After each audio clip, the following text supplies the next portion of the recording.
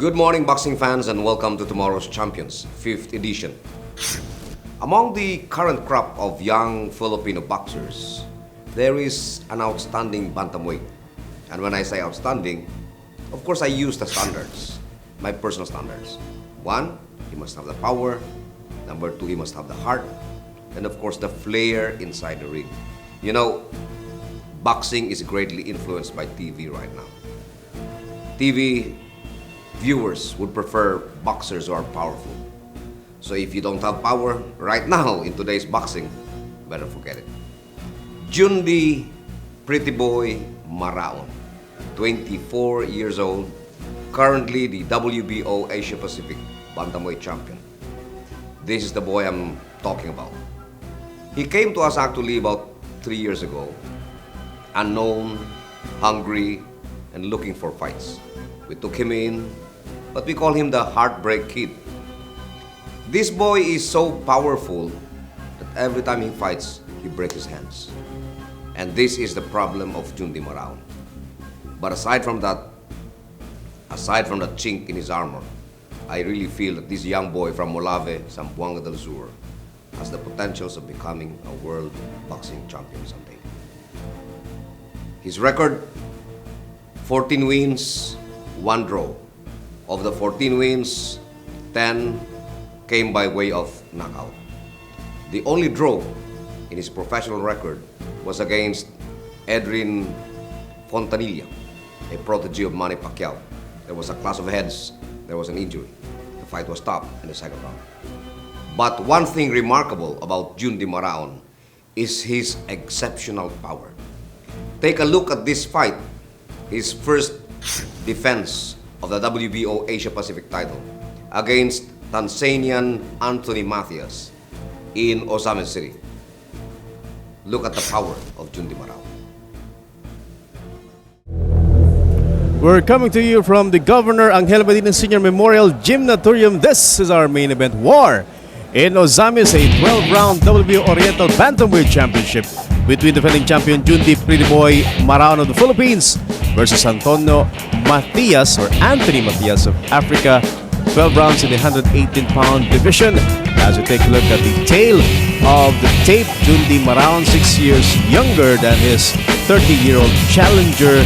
Same weight, same height, and almost the same in reach. And Governor, talaga matinding bakbakan ito. Actually, itong Anthony Matias ay nalabanan na ni Michael Domingo. And he survived Michael Domingo in that fight. And so although I did not see that fight, I would assume that he would move a lot inside the ring. Alright, and to officially start this fight, let's turn you over to our ring announcer, Carlos Bautista. Ladies and gentlemen, this is War in Osamis. Please welcome our fighters. From Dar es Salaam, Tanzania, Africa, Anthony Mathias.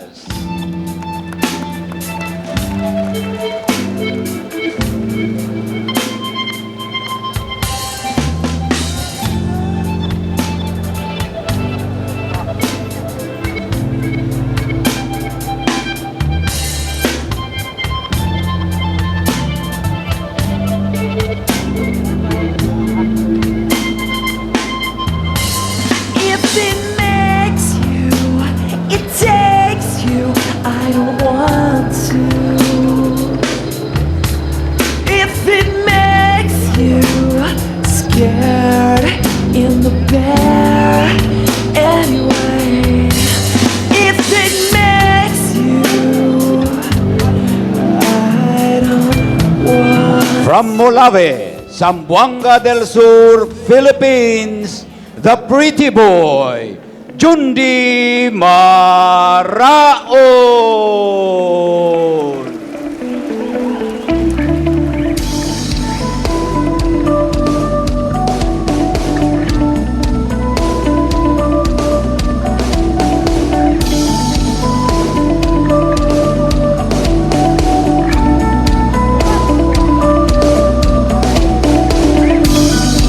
Ladies and gentlemen, this is 12 rounds of professional boxing for the World Boxing Organization Asia Pacific Bantamweight title. And supervising this bout is no less than WBO Vice President Leon Panoncillo. We introduce to you now the challenger. In the blue corner, he comes from Dar es Salaam, Tanzania, Africa, and has a fight record of 23 wins, 11 by way of knockout, 11 losses, and 1 draw. The former Baba Super Flyweight title or titleist and challenger, Anthony Mathias.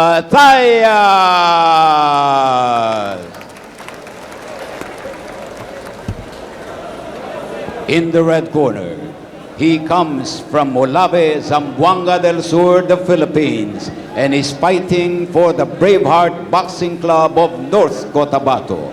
He has a fight record of 13 wins, 10 won by KO, no loss, and 1 draw. He is defending his World Boxing Organization Asia Pacific Bantamweight title, the champion, Pretty Boy, Jundi Maraon.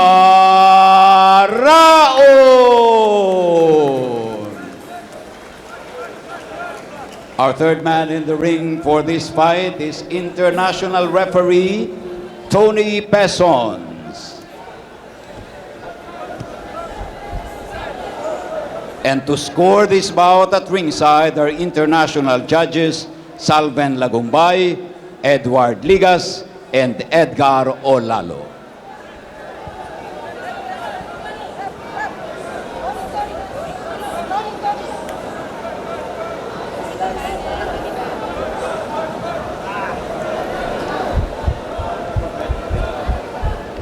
You're fighting under the World Boxing Organization boxing rules. I have briefed you the rules, so I want a clean and good fight.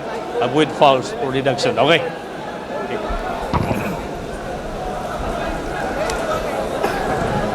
Referee Tony Pessons giving out the final instructions of this 12-round encounter between our very own pretty boy, Jundi Maraon, against Anthony Mathias. Dennis Principe with North Cotabato Vice Governor Manny Piñol. Gov, gaano ka-importante itong laban na ito? This is a for very Pretty Boy? important fight for Jundi Pretty Boy Maraon, especially now that he's nearing a world championship fight. And a loss here will derail plans that would pit him against maybe the junior bantamweight champion of the world. And Pretty Boy Maron is coming off a crushing third-round knockout over Jason Negera. Sa mga hindi po nakapanood, kung paano po humilata si Ricky Hatton against Manny Pacquiao, mas grabe pa yung nangyari ron. Actually, look at that! That fast. Hindi pa tapos si Jundi Maraon. Hindi pa tapos si Dennis Principe. 7, 8. Isang straight ang ibinigay ni Jundi Maraon. And that was the same punch that floored Jason Higuera. And now, Jundi Maraon going for the kill. Another left by Jundi Maraon, and medyo nadulas doon si Jundi Maraon. Now he's going for the kill. He knows that his opponent is in trouble. But he should take it easy. You Dahil can never be confident against these Africans. bumabalik yung African, ha? Oh, yes. Bumabalik Look at si that. Look at Matias. Look at that. And Pretty Boy, very cautious right now. And that's the right thing to do. Hindi siya nanggigigil. Showing maturity. Another left by Jundi Maraon. That left is really powerful. Oh, Talagang malakas na and Matias is dazed. Body shot by Maraon. Another left by Jundi. And now Jundi going for the kill. Matias is in deep trouble. Jundi Maraon going to the midsection. He gets stuck there by right. Pero maganda yung ginagawa niya ngayon. Nag-iingat din siya, no? Hindi niya fino-force yung action. Good left. A good right there by Matias. And Matias missing a left, or rather a right. Jab by Maraon. Nagulat actually yung Africano to sa straight na binitawan ni Jundi Maraon. Early na. I think he has recovered. We are under 1 minute of this 12-round encounter. Good right there by Matias. Will be a short night. Jundi Maraon defending his regional title. Counter left to the body by Maraon. Pretty boy, pretty much in charge of this fight. Right by Mathias, left jab. And kung nakaka-recover na nga yung Tanzanian fighter. Now Matias using his left jab to ward off and derail any attempt of Maron to connect that left, but he again connects with a strong left combination, body shot. Everything being thrown now by Jundi Maraon. And definitely a clear round and a dominating first round for the pretty boy, Jundi Maraon. Matias. He has matured as a fighter. And that's to his advantage. Hindi dapat minamadali kasi hindi naman basta-basta yung kalaban. Here's the left na nagpabagsak kay Matias. A good left straight to the face. He saw just a small opening, but he took advantage of it. Mayor Paruhino of Rommel City. And of course, you're watching Warren Uzamis here on Studio 23. You can catch us also abroad via ABS-CBN's globally popular TFC The Filipino channel. Jundi Maraon, the undefeated prospect of the Braveheart Boxing Club. Scoring and knockdown in the first round. A good start for the pretty boy. He is a fighter in red, southpaw, while Anthony Mathias is the boxer in black. Matias now has a blooded nose. Oh, Courtesy of that straight. Oh, good right there by Matias. no, parang malapad at matangkad si Maron for a bantamweight. Malapad actually. But you know, we have discovered something. Maraon could make the 115-pound weight limit. Mas mababa pa. Yes.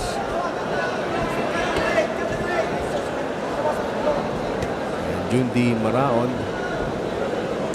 waiting for the right moment. Exactly what he did in the first round when he scored that knockdown. And that's more of a slip. That's actually a clear slip. Medyo basa yung corner ni Jundi Maraon, Tony Pesons. Oh, that was a good shot to the body by Mathias. Combination by Maraon. Binabantayan na ni Matias ngayon yung kaliwa ni Jundi Maraon. Oo, pero nakakalusot pa rin, no? Katulad noon.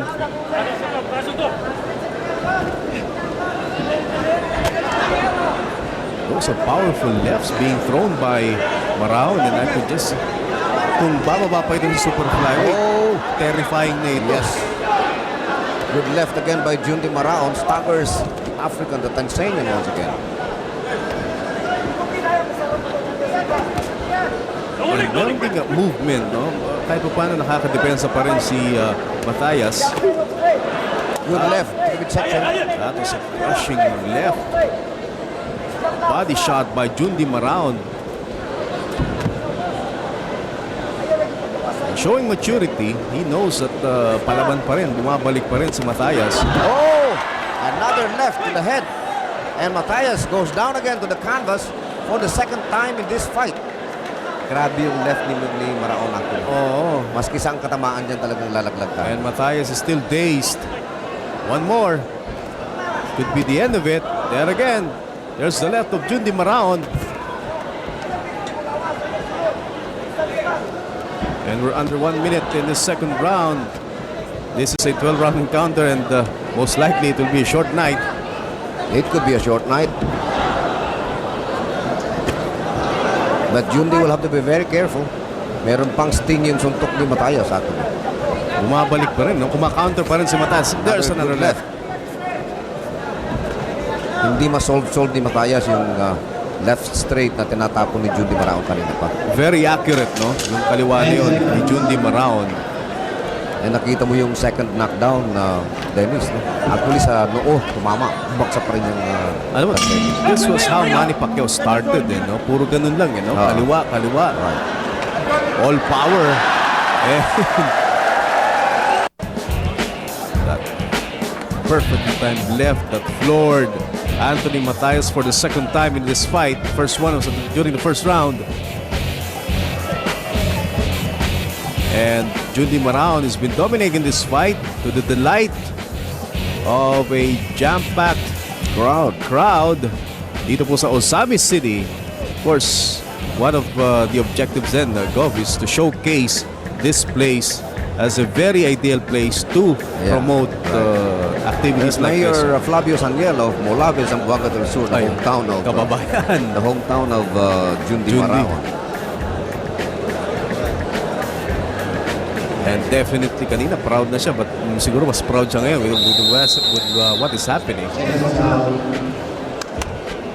Round number 3. Jundi Maraon in red, Anthony Mathias in black. Maraon already scored 2 knockdowns in this fight. One in the first, And another one in the second. Courtesy of that kind of left. It's been a very, very tough puzzle for Matias to solve. Now, Maron showing us that he's got power also sa kanan. He's now using his right hand, especially those body shots. Good left there by Mathias. That was a good left jab, stinging left jab by Matias. He's using that. Talagang walang gamit na pang-counter doon sa kaliwa ni Jundi Maraon. Maganda na yung depensa ni Jundi Maraon. Unlike in his fight against Jason Guerra, tinatamaan pa siya nung... Tsaka hindi na siya stiff, no? oh yes. Medyo lumambot na rin. Meron ng konting bending. And yung kanyang footwork, decent. Good left there by Jundi Maraon. Oh, tumama yung Matias. Tumama yung jab. Dalawa. Body shot by Maraon. Oh, good left. Oh, another left. Yes. And I think it's all over. Could be. This could be the end of the fight. Going for the kill. Jundi Maraon, body shot. Countless blows being delivered by Jundi Maraon. He's trying to go for the kill. And Matias hanging on. Good life. Combination by Maraon. Maraon sensing that this is the right moment for him. His best chance to score another stoppage. This is the same round that he stopped Jason Guerra for this same title. You know, I saw Mathias smiling there, huh? As if saying, I can survive this.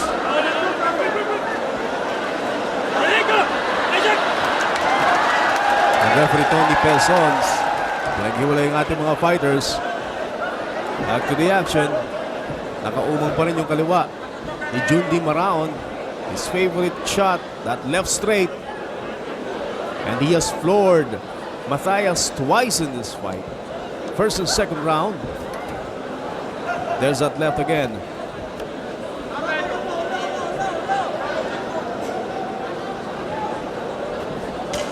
And the right straight, missed by Mathias. Oh! That could There's be it. another left. Uy, pero tumayo pa rin si Mathias. Parang tinulak lang. But that's the third time that Mathias has been floored in this fight. Parang siya pa nakanak. As we take another look of the just concluded third round. There's that left. This an uppercut. Ito na yung sunod-sunod, yung rapido ni Jundi. Hindi mo kumunik na maigi. Oo, dito nanggigil. Nanggigil si Maraon. He was doing great, no, sa first 2 rounds and middle of this round. And then biglang nanggigil eh.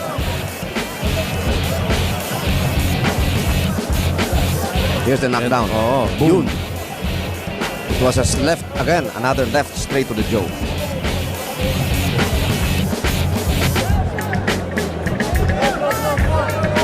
And again, part of the huge crowd We would like to thank Braveheart Promotions, the Filipino channel, and special thanks to Mayor Reynaldo Parunog, Congresswoman Hermie Ramiro, Mayor Flavio Saniel of Malave, Zamboanga del Sur, SGG Promotions. SGG Promotions, Sami Loani, round number 4, scheduled for 12.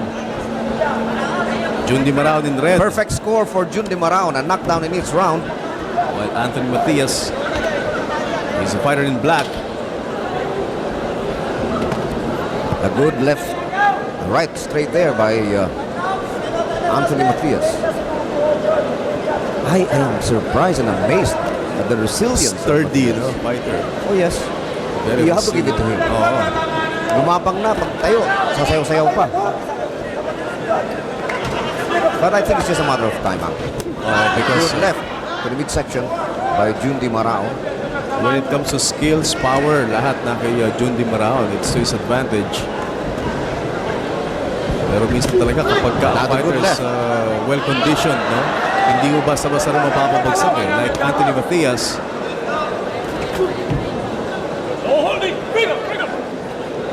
And it's been that left straight of Jundi Maraon. There's that another left straight. Alam mo, mas improve yung timing ko ba ni yes. Maraon ngayon compared to his last 3 fights. If only he can add more power to that right hand, Actually, may power yung right hand niya. Kaya lang nakikita niya siguro na tumatama yung Yung kaliwa. kaliwa. So yun na lang So, muna. sabi ko na, why spoil the broth? Kaya ito na, tumama na naman. I think he tagged Mathias with the left straight and hurt Abdulazizi. Again. Pero nandun pa rin. Very resilient. I can imagine how the Tanzania feels right now. Those are not ordinary lefts that he's getting from Jundy Maraon. Pero ang tibay, Parang gloves, ha? By the way, we're using tibay gloves made in Cebu, and this is the first time actually, or second time actually, that we're using this in a big boxing event.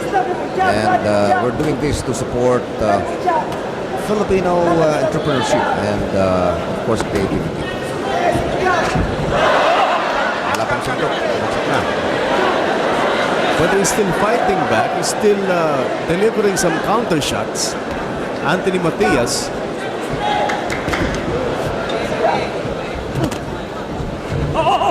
Break, only. Matias in black, Maraon in red. The undefeated fighter from Braveheart Boxing Club, Jundi Maraon, Southpaw. He's the reigning regional champion in the bantamweight division, and that title is at stake in this 12-round fight, and that's the end of this round. And the Tanzanian fighter playing with the crowd.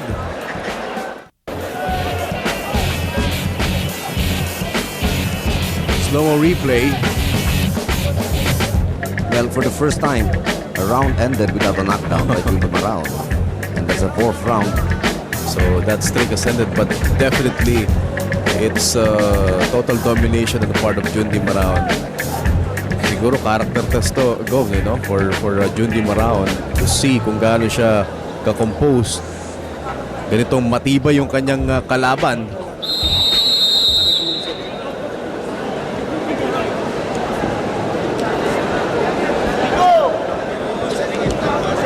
The pride of Molave, Zamboanga del Sur. Jundy Maraon in red. Maraon. Anthony Mathias in black. Round number 5. 3 knockdowns have been scored in this fight, all by Jundy Maraon. One each in the first, second, and third rounds.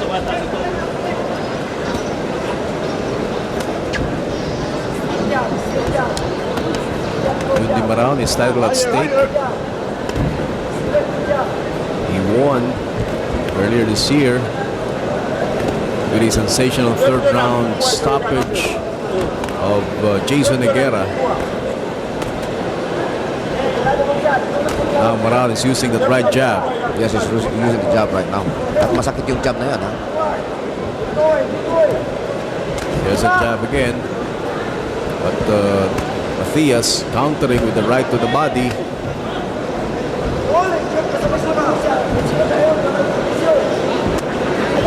Merong parang matinding speed ng left hand no? Ni Jundi Maraon. yes. That is why hindi makita ni Mathias. It shoots like a bullet actually. Ayun na naman, no? Bumusot, ayun na naman. Yun, no? Yung timing, no?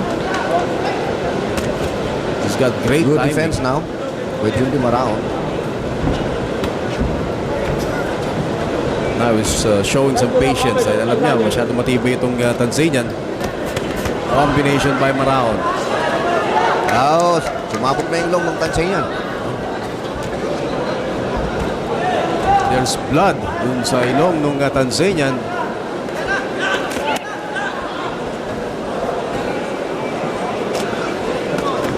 Oh, good left. Rather right.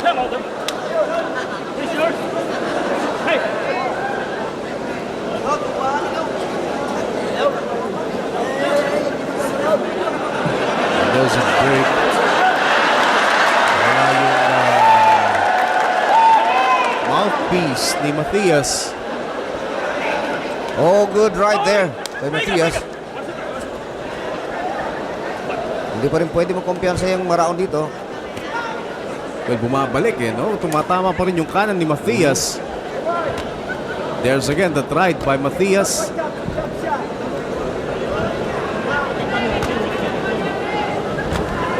And meron pang left jab si Mathias. And before that, he connected the right straight.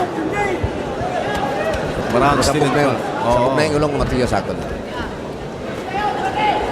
So the patience of Maron being tested here. Oh, no holding! No holding! Bring up! Bring up! Oh, fight. Combination by Mathias. Nakakonekta pa ron. Well, a better round for Mathias, but still, this round will go most likely to Jundi Maraon. That's very clear. And of round number 5, slow-mo action. Yun, yung Nauga uli yung Tanzanian doon, pero was able to do the job. Kita mo yung left ni Maraon, ang bilis, oh. Parang cobra, no? Gumaganon lang at and sa slow-mo, parang regular motion lang. you're right. Part of the big crowd inside the Medina Gymnasium in Osami City to witness the first big boxing event in this part of the island. And definitely this will not be the last promotion here in Osami, especially with this type of crowd. Of course, you're watching us here on Studio 23, War in Ozamis. And catch it also abroad via ABS-CBN sa Filipino channel, TFC. Round number 6 of about scheduled for 12. WBO regional title at stake. Defending champion Jundi Maraon. Again, let me express my admiration to the resilience of the Tanzanian fighter, Anthony Matias. 3 knockdowns in 6 rounds, and he's still up there, exchanging punches with Jundi Maraon. And he's been countless lefts from Jundi Maraon. Katulad doon, isa na naman, pinatama ni Jundi Maraon. Maraon in control of this fight. Combination by Jundi. Still Jundi Maraon. Na-time niya yung kanyang kaliwa. Always a threat para kay Mathias. Good right there by Matias. Good job.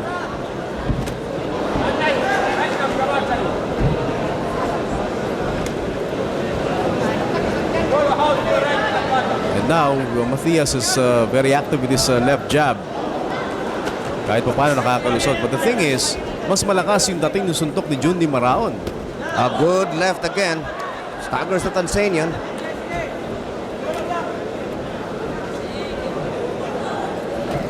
And Jundi Maraon showing composure. Despite those 3 knockdowns he scored, each in the first, second, and third rounds. And the rest of the rounds is Another knockdown. pero tayo agad. But this time, I think he's hurt. Oo. I think he's hurt. There's no more dancing. No more dancing. No more dancing for Anthony Mathias. Pero biglang tumayo si Matias, ha? There again, that left of Jundy Maraon, specialty of the house. More lefts, It's and all that's over. it. It's all over. It's all over. That's the right thing to do. Oh yes. Oh yes. It's only a matter of time, and kumahayaan pa magkaroon ng serious damage. Yeah. After 4 knockdowns, he has had enough. He has had enough. And even the corner man of Matias agreeing to the decision of Tony Pesons to stop the fight. But overall, it's still a great fight to watch. And I'm sure yung mga kababayan natin sa Osamis enjoyed that fight. Oh yes. I think they had a great experience tonight. Magandang mga laban na pinakita natin. This is it. That punch. Another left straight. Fourth time na bumagsak dito si Anthony Matias. At gumaywang-gewang siya actually. Oo. Well, kanina nagsasayaw pero ito hindi na sayaw ito. And I think that's the reason why nagdesisyon si Tony Pesons na ihinto yung laban. Well, he gave him several opportunities actually, no? Si Matias, ito, time of the stoppage. That left straight was the final blow that made Tony Pesons finally. There was protest on the part of Anthony But si Matias lang. actually. But you can see the corner of Matias. Samantala, for our official announcement, Carlos Bautista. Ladies and gentlemen, our winner at 2 minutes and 6 seconds in the 6th round by technical knockout and still WBO Asia Pacific Bantamweight Champion, the pretty boy, Jundi Maraon. Jundy Maraon successfully defending his WBO title, the regional crown, bantamweight division, scoring a Napaka-clinical ng laban na yun. Oo. Dennis. There's Jundi Maraon with the mayor of Bulave, Zamboanga del Sur, na niyayaka pa ng Aprikano. Mayor Flavio Saniel. And what's in store? Well, For Jundy. he might go up against a bigger name after this. Maybe take a crack at the World Junior Bantamweight title. And we'll be talking more about this fight when we continue. You've seen Jundi Maraon. You can just imagine that left hitting an opponent smack on the face. Look at that. He hit, tinamaan niya si Anthony Matias sa noo, bagsak. Ganun kalakas yung Jundi Maraon. Here is another young boy. You've seen him in previous fights actually. But when he fought this fight against another Tanzanian, Abdulazizi Sadiki, he was fighting for the WBO Oriental Mini Flyweight title. His name, Rommel, the Little Assassin Asenho. Now, we are featuring Romel Asenho simply because he may one day fight for the World Championship. And again, one thing good about this boy is the heart and the power. Raw indeed, he still is raw, but the power and the heart are there. And for me, courage and power are two very important things that a boxer must possess. Take a look at this fight between Rommel Asenho and Tanzanian Sadiki Abdulazizi for the WBO Oriental Mini Flyweight Championship.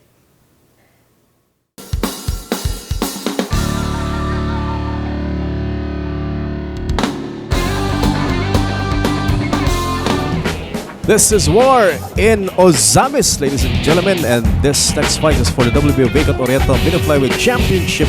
Rommel Asenho of the Philippines against Sadiki Abdulazizi of Africa, a 12-round fight, 105-pound division, and that's the weight division of the mini flyweight. Tail of the tape, Rommel Asenho, older by 2 years, and he is heavier by a pound, almost a pound, and the Tanzanian fighter having a height advantage of about 2 inches, and of course mas mahaba rin yung kanyang reach as against our compatriots. Samantala, for the official announcement start of this fight, let's go over to our ring announcer Kaloy Bautista.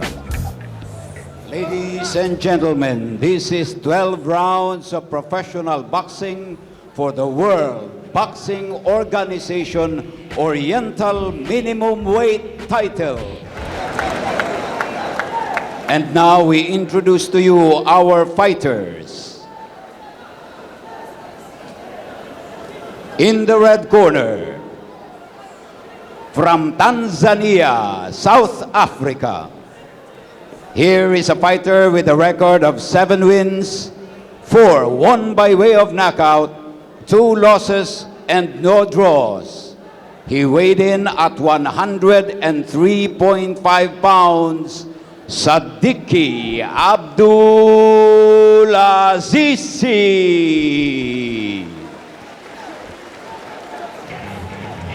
His opponent in the red corner, from Bulacaon Dos, Pigcawayan, North Cotabato, the Philippines. He has a fighting record of 13 wins, 11 won by way of knockout, 2 losses, and no draw. My little assassin, Rommel Asenho. Our third man in the ring this evening, international referee Delbert Pellegrino. And to score this bout are international boxing judges, Judge Salven Lagumbay, Judge Edward Ligas, and Judge Noel Flores. And again, supervising this match for the World Boxing Organization is WBO Vice President Leon Panoncillo. Okay, listen This is a WBO Oriental Minimum Championship. Thank you. Okay, good luck. That's luck.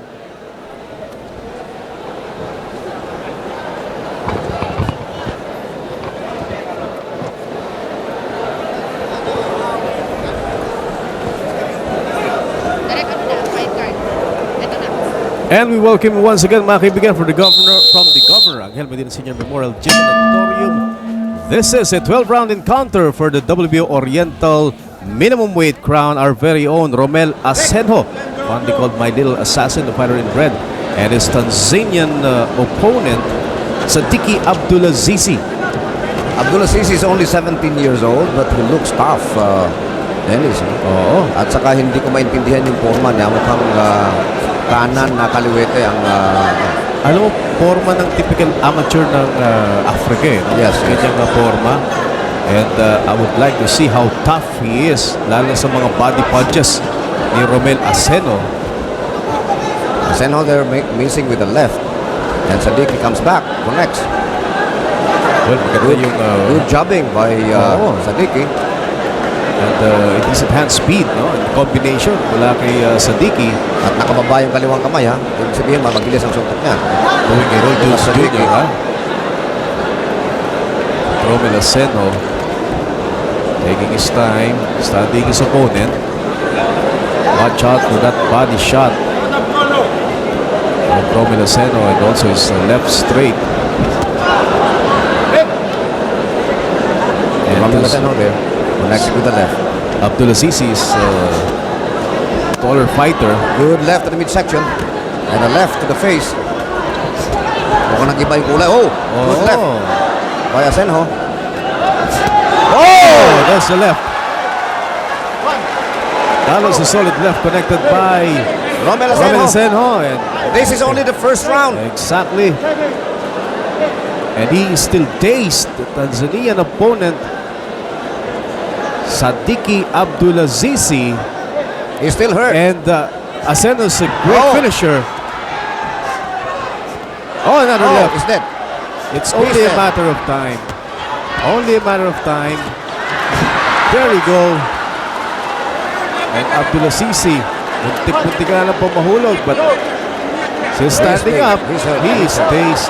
He's hurt, seriously hurt. And I really doubt it if he can finish this round, although it's only 43 seconds away before we end this first round. And he's one of the best finishers of this table, Rommel Asenho, but he's being tagged by counter punches. Pero pumapasok pa rin si Rommel Asenho.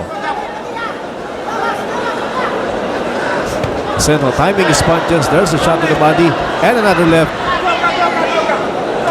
And one more. This could be over. Mukhang makakasurvive pa si Sadiki. Oh, that was a strong left. And that's it. It's all over. It's all over. Impressive first round knockout win for Rommel Asenho. A very quick victory by Rommel Asenho with a left.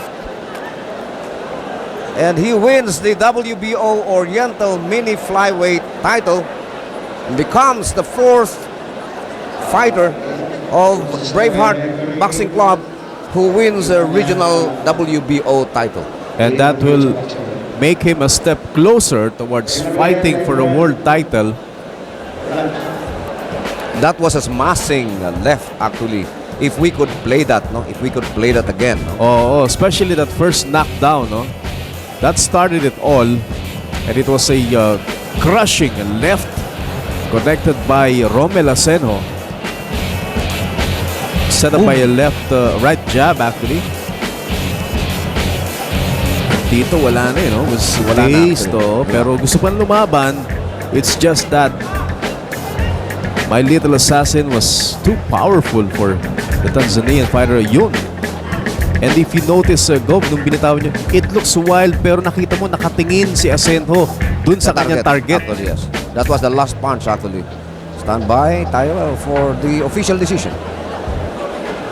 As we wait for the official announcement of this fight, another impressive win for my little assassin Rommel Asenho. Actually, yung last win niya was only 34 seconds. So bumibilis ang bumibilis. Samantala, diretso tayo sa ating ring announcer Carlos Bautista.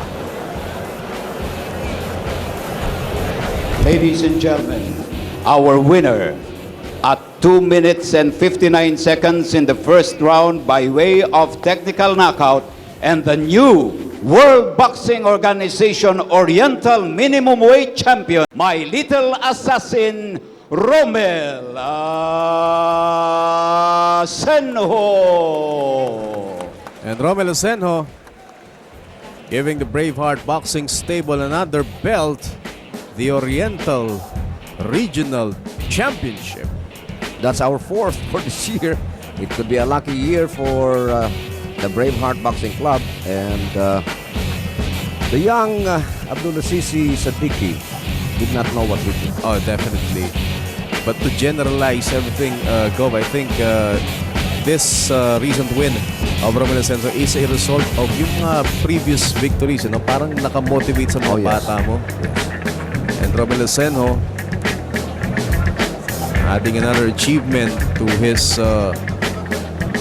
very promising career. This young fighter, I've known this guy, I've talked with this guy. Mukhang masunurin din tong batang ito. Mabait na bata. No? Mabait na bata. Hingitian ka lang, magkakakwentuhan mo. And Rommel Asenho, as we take a look at him and yung kanyang championship belt. All right, there you have it. Another edition of tomorrow's champions, Jundi Maraon winning over Matias, and Rommel Asenho prevailing over Sadiki Abdulazizi, winning the title in only one round. We will have more of these exciting fighters in the future edition of tomorrow's champions. In the meantime, I'm Manny Piñol saying thank you and keep on punching.